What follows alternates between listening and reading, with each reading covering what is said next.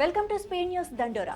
కర్నూలు జిల్లాలో ఘోర బస్సు ప్రమాదం చోటు చేసుకుంది. హైదరాబాద్ నుంచి బెంగళూరు వెళ్తున్న ట్రావెల్స్ బస్సు శుక్రవారం తెల్లవారుజామున 3:30 సమయంలో కల్లూరు మండలం చిన్నటేకూరు క్రాస్ వద్దకు రాగానే ప్రమాదానికి గురైంది. ఉల్లందకొండ క్రాస్ వద్ద ముందు వెళ్తున్న బైక్ ను ట్రావెల్ బస్సు ఢీకొట్టింది. దీంతో బైక్ బస్సు కిందకు దూసుకెళ్లడంతో మంటలు చెలరేగాయి. బస్సు ప్రమాద సమయంలో 40 మందికి పైగా ప్రయాణికులు ఉన్నట్లు తెలుస్తోంది. అయితే ఈ ప్రమాదం నుంచి 20 మంది ప్రాణాలతో బయటపడగా 11 మంది మృతదేహాలను అధికారులు గుర్తించారు. మరికొందరి మృతదేహాలను గుర్తించే పనిలో నిమగ్నమయ్యారు.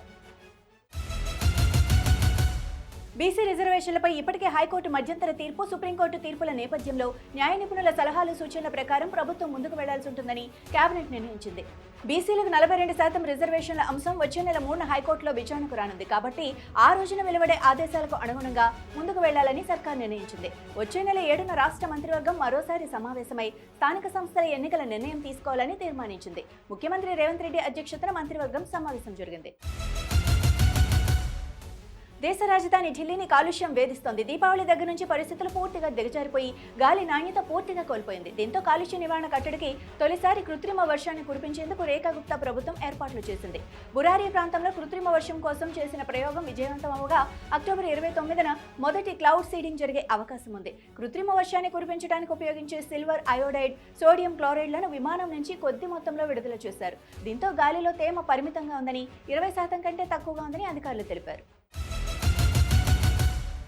ఏపీ రాజధాని అమరావతి కొత్త అవకాశాలకు, ఇన్నోవేషన్కు కేంద్రంగా ఉంటుందని సీఎం చంద్రబాబు వివరించారు. విశాఖలో నవంబర్ 14-15 తేదీల్లో జరిగే భాగస్వామ్య సదస్సుకు రావాలని ఆహ్వానించారు. రాష్ట్రంలో త్వరలో పర్యటిస్తామని, పెట్టుబడులపై ఆలోచన చేస్తామని ప్రతినిధులు చంద్రబాబుకు తెలుపగా అబుదాబి నేషనల్ ఆయిల్ కంపెనీ ప్రతినిధులతోనూ సీఎం భేటీ అయ్యారు. భారతదేశంలో తమ వ్యాపారాన్ని విస్తరించేందుకు ఏడీఎన్ఓసీ ఆసక్తి చూపింది. ఆంధ్రప్రదేశ్లో ఇంధన రంగంలో ఉన్న పెట్టుబడి అవకాశాలను వివరించిన చంద్రబాబు దక్షిణాసియాకు చేరువుగా సుదీర్ఘ తీర ప్రాంతం కలిగిన వ్యూహాత్మక రాష్ట్రం ఆంధ్రప్రదేశ్ అని వివరించారు. తన కుమార్తె చేసిన వ్యాఖ్యలపై ముఖ్యమంత్రి రేవంత్ రెడ్డికి క్షమాపణలు చెప్పానని దేవాదాయ శాఖ మంత్రి కొండా సురేఖ అన్నారు. మంత్రి పొంగులేటి శ్రీనివాసరెడ్డి పక్కన కూర్చొని కొండా సురేఖ తన కుమార్తె ప్రవర్తనకు క్షమాపణలు చెప్పగా కాంగ్రెస్ తన కుటుంబం అని పిలుస్తూ ఏ కుటుంబంలోనైనా అపార్థాలు ఉంటాయని ఆమె అన్నారు. తన ఇంట్లో పోలీసులను చూసి తన కుమార్తె ఆవేశంలో భావోద్వేగ ప్రకటనలు చేసిందని ఆమె అభివర్ణించారు.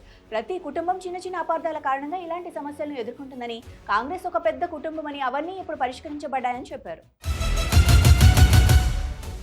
తెలుగుదేశం పార్టీలో ఇటీవల విజయవాడ ఎంపీ కేశినేని చిన్ని, తిరువూరు ఎమ్మెల్యే కొలుకుపూడి శ్రీనివాసరావు మధ్య నెలకొన్న వివాదం రోజు రోజుకు తీవ్రమవుతోంది. ఈ ఇద్దరు నేతల మధ్య బహిరంగంగా చోటు చేసుకున్న మాటల యుద్ధం పార్టీ వర్గాల్లో పెద్ద చర్చకు దారితీసింది.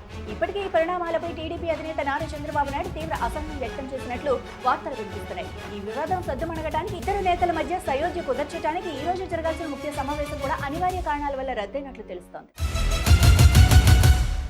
ఇజ్రాయెల్కు ట్రంప్ తీవ్ర హెచ్చరికలు జారీ చేశారు. వెస్ట్ బ్యాంకును స్వాధీనం చేసుకునే ప్రయత్నం చేస్తే మా మద్దతు మొత్తాన్ని కోల్పోతారని ఇజ్రాయెల్కు అధ్యక్షుడు ట్రంప్ ఉపాధ్యక్షుడు జేడీ వాన్స్ వార్నింగ్ ఇచ్చారు. ఇది చాలా తెలివి తక్కువ పనంటూ జేడీ వాన్స్ వ్యాఖ్యానించారు.